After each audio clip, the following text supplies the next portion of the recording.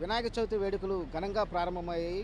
ఊరు వాడ అనే తేడా లేకుండా నెల్లూరు కావచ్చు, అదేవిధంగా జిల్లా వ్యాప్తంగా ప్రధానమైన సెంటర్లన్నింటిలో కూడా భారీ విగ్రహాలు, సెట్టింగులు, వివిధ డిజైన్లతో తయారు చేసిన విగ్రహాలను కూడా ఏర్పాటు చేసి ఘనంగా జరుపుకుంటున్నారు. అయితే ప్రస్తుతం మనం కనమాల్ సెంటర్ దగ్గర ఉన్న ఇక్కడ సిఎంఆర్ షాపింగ్ మాల్ ఉంది. ఈ సిఎంఆర్ షాపింగ్ మాల్ ఆధ్వర్యంలో ప్రతి ఏడాది ఇక్కడ ప్రకృతిని పరిరక్షించే విధంగా ఇక్కడ అంటే ఎలాంటి పొల్యూషన్ లేకుండా, ఎలాంటి నష్టం జరగకుండా పబ్లిక్కి ఇవి ప్రకృతిని పరిరక్షించే విధంగా ప్రతి ఏడాది ఇక్కడ విగ్రహాలను ఏర్పాటు చేస్తారు. అవి కూడా ఇప్పటివరకు కూడా ఈ సిఎంఆర్ ఆధ్వర్యంలో కంకులు, అదేవిధంగా గరిక, రుద్రాక్షలు ఇలా వాటితో తయారు చేస్తారు. అయితే ఈ ఏడాది మాత్రం పూతరేకులతో విఘ్నేశ్వరుని తయారు చేసి ఏర్పాటు చేసిన పరిస్థితి ఇక్కడ మనకు కనిపిస్తూ ఉంది. సుమారుగా భారీగా ఈ పూతరేకులు ఈ వినాయకుని విగ్రహాన్ని తయారు చేసి ఇక్కడ ఈరోజు ఇక్కడ ఏర్పాటు చేయడం జరిగింది. అందరూ వచ్చి కూడా భక్తులు కావచ్చు, అదేవిధంగా పబ్లిక్ కావచ్చు, వీళ్ళంతా వచ్చి కూడా ఇక్కడ దర్శించుకునే విధంగా ఏర్పాటు చేయడం జరిగింది. అయితే ఇక్కడ సీఎంఆర్ సంబంధించిన వాసు గారు ఉన్నారు, ఆయన అడగదాం. సార్ చెప్పండి సార్, ఈరోజు మీరు పూతరేకులతో ఏర్పాటు చేశారు. ఈ గతంలో కూడా గరికలు, అదేవిధంగా కంకులు వీటిలో కూడా ఏర్పాటు చేశారు. అసలు ఏంది అసలు ఈ అంటే ఇలా అంటే అన్ని చోట్ల కూడా ప్లాస్టర్ ఆఫ్ ప్యారిస్ వాటితో విగ్రహాలు తయారు చేస్తున్నారు, మీరు మాత్రం వాటి జోలికి వెళ్లకుండా ఈ విధంగా తయారు చేస్తారు, ఏదైనా రీజన్ ఉందంటారు? మొదటగా మా సీఎంఆర్ తరపున నెల్లూరు ప్రజానికి వినాయక చవితి శుభాకాంక్షలు తెలియజేస్తున్నామండి. అలాగే అంటే ప్రతి వాళ్ళు అడుగుతున్నారు, ఏంటి మీరు ఈ ప్లాస్టర్ ఆఫ్ ప్యారిస్ విగ్రహాలు కాకుండా ఈ ప్రకృతి సిద్ధమైన విగ్రహాలు పెడుతున్నారు దేనికి అని? కారణం ఏమి లేదండి, మామూలుగా ప్లాస్టర్ ఆఫ్ ప్యారిస్లో చాలా వినాయకుడు చాలా అందంగా ఉంటాడు, చాలా చూస్తానికి చూడముచ్చటగా ఉంటుంది. కానీ దీనివలన చాలా అనర్థాలు జరుగుతున్నాయి. ఏంటంటే మీకు ఈ ప్లాస్టర్ ఆఫ్ ప్యారిస్లు ఇవన్నీ నిమజ్జనం చేసినప్పుడు కలిపినప్పుడు ఏమవుతుందంటే ఈ నదులు గట్ట తెలియకుండానే మనం అందరూ ఈ ప్లాస్టర్ ఆఫ్ ప్యారిస్ విగ్రహాలని పూజించడం వలన, దానివల్ల విగ్రహాలు కలుపుతాం వలన తెలియకుండా నదులు కూడా ఇంకిపోతాం అంటే స్టక్ అయిపోయి జలపర్యాలు కూడా సంభవిస్తున్నాయి. అలాగే ఈ కెమికల్స్ వలన తెలియకుండా రోగాలు అంటే క్యాన్సర్ అలాంటి తెలియని వ్యాధులు కూడా సంభవిస్తున్నాయి.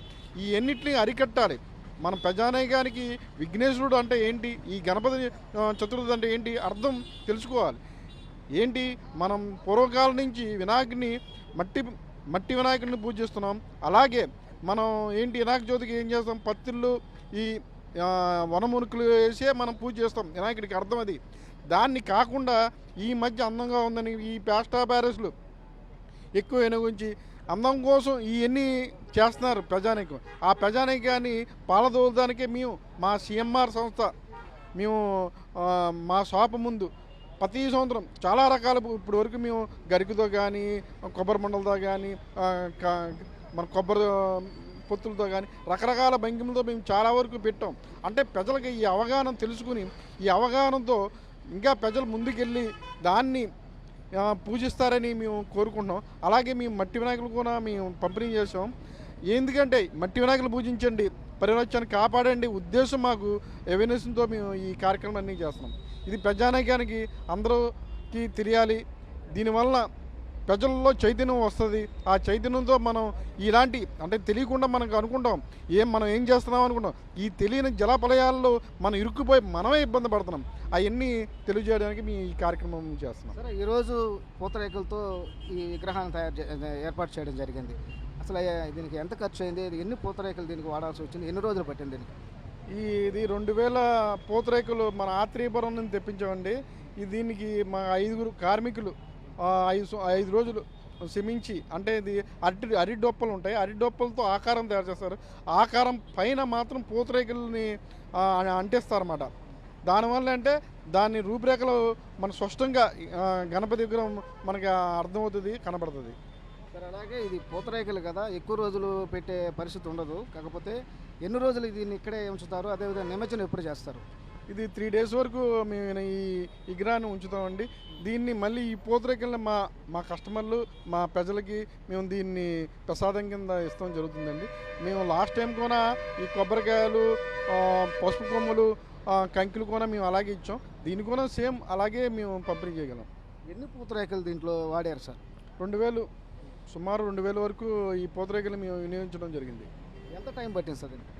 5 రోజులు పట్టిందండి. 5 days దీన్ని తయారు చేయడానికి కార్మికులు ఉన్నారు.